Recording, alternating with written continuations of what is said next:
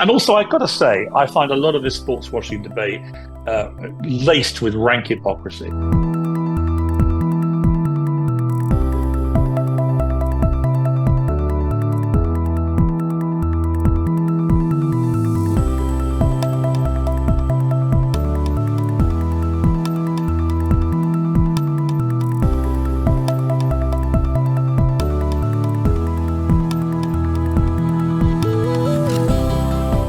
I mean, for example, 8 of the countries in the last 32, that's a quarter of the countries in the World Cup finals, outlaw homosexuality. 1 in 4 countries. So if you're going to use that as the stick to beat Qatar with, you have to then beat the other 7 countries. You don't have a World Cup.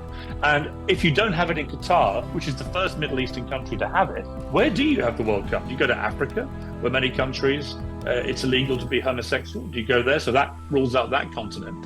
Do you go to America, which has rather draconian laws about abortion, which play very badly, for example, in the UK? In other words, once you start putting your moral halo on, right, where does it stop? And who is morally clean enough to actually host a World Cup? Are we the country that illegally invaded Iraq, which then started a 20-year reign of terror by ISIS? Are we morally clean enough to host a World Cup? I mean, I just think it's fraught with hypocrisy. So a lot of whataboutery there. Is that basically a big... Not whataboutery, it's facts. Well, it's a 2 fingers up to members of the LGBT community and presumably to the thousands of migrant labourers that have died in the making of Qatar in the last 10 years or so. I mean, is that a kind of like Piers Morgan doesn't really care about gay rights? Would you ever go to the Middle East?